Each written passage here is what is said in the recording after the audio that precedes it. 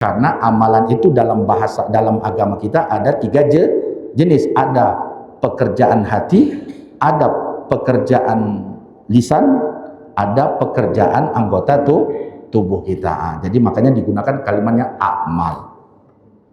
Biniat, setiap pekerjaan-pekerjaan, perbuatan-perbuatan itu harus hanya dengan niat.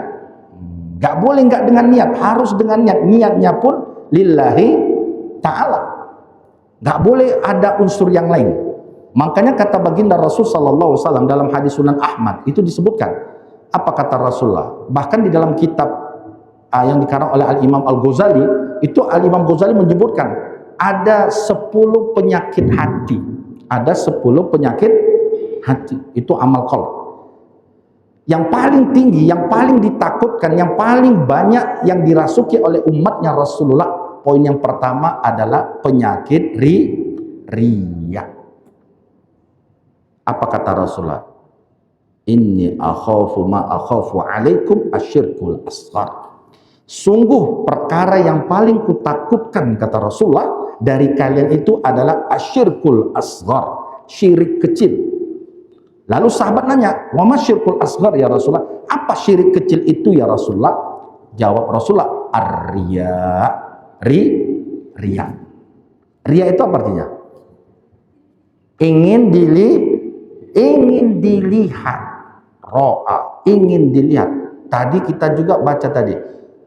Fawailul lil musallin alladzina hum an salatihim sahun alladzina hum yura'un.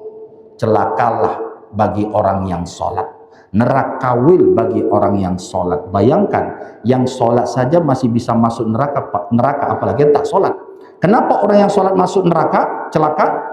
Alladzina hum an salatihim sahun, karena dalam sholat mereka lalai. Alladzina hum yura'un, karena di dalam sholat pun mereka ingin dilihat. Makanya hati-hati nih. Makanya yang paling ditakutkan Rasulullah dari kita itu bukan syirik nyembah berhala, bukan. Bukan nyembah hantu setan, bukan. Yang paling ditakutkan Rasulullah dari umatnya kita ini adalah penyakit hati. Yang pertama kali adalah penyakit riya. Riya itu apa Ustaz? Ingin dilihat. Kenapa dikatakan syirik? Riya itu dikatakan syirik. Syirik itu kan berarti menduakan Allah. Berarti ada orang yang beribadah, niatnya bukan lillahi ta'ala saja, tapi ada yang lain. Ini kan kita bentar lagi kan mau kurban ini kan? Iya kan? Bentar lagi mau kurban. Hati-hati nih. Kalau salah niatnya, nggak akan diterima Allah kurban kita. Bahkan Allah sudah janji dalam Al-Quran. Apa kata Allah? La yanalallahu luhumuha wala dima'uha walakin yanalallahu taqwa minkum. Lan abadan tidak akan diterima Allah apanya?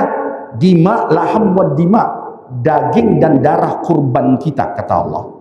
Tidak akan diterima Allah selama-lamanya daging dan darah hewan kurban kita, ya. Yang diterima Allah itu adalah takwa minkum. Jadi takwa itu yang diterima Allah. Takwa itu para ulama mengatakan salah satu makna takwa adalah ikhlas.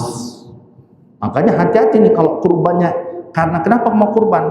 Iya Ustadz, biar nama saya tercantum di buku papan nama yang berkurban. Hati-hati supaya namanya tercatat. Bisa jadi itu.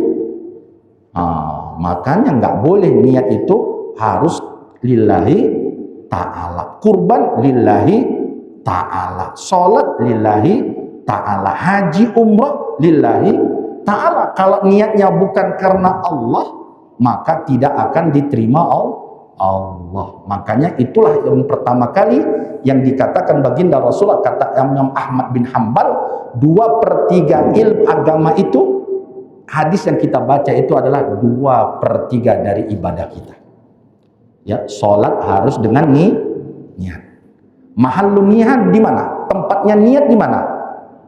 Di hati. Mahallun niat. Tapi kenapa kita sholat pakai dilafazkan Ustaz? Dalam mazhab Syafi'i disunahkan. Usolli fardal maghrib rakaat. Boleh.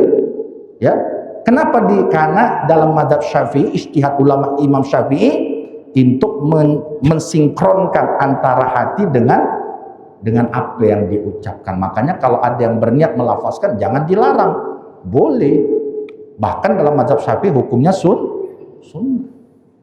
Tapi kalau mazhab yang lain tidak berniat langsung dah Allahu Akbar, silakan. Karena betul mahallun niat ada dalam hati, nggak perlu dilafazkan. Ada orang datang Allahu Akbar. Kalau kita mazhab Syafi'i, saya mazhab Syafi'i, saya berniat ya usolli fardal maghrib rakaatain. Allah. Ketika mengangkat Allah, ketika takbirnya, tapi ingat ini sering terjadi nih. Yang dihitung niat itu kapan? Dalam sholat. Ketika mengangkat takbir, di situ wajibnya niat. Jadi kalau kita belum berniat, contoh kalau kita usolli fardaz zuhri arba rakaatin ma'muman lillahi ta'ala, itu belum wajibnya niat. Wajibnya niat itu ketika mengangkat tangan Allah. Makanya Imam Syafi'i kalau takbir itu lama. Kenapa? Karena disitulah wajibnya niat. Jadi kalau ada niat sebelum takbir belum dihitung niat. Sedangkan niat dalam rukun sholat itu termasuk rukun. Kalau nggak berniat maka sholatnya tidak sah. Maka niatnya kapan Ustaz? Wajibnya ketika takbir Allah. Disitulah kita berniat. Nanti itu ada pembahasan fikih nanti, karena niat itu kan macam-macam. Ya nanti ada dibahas itu.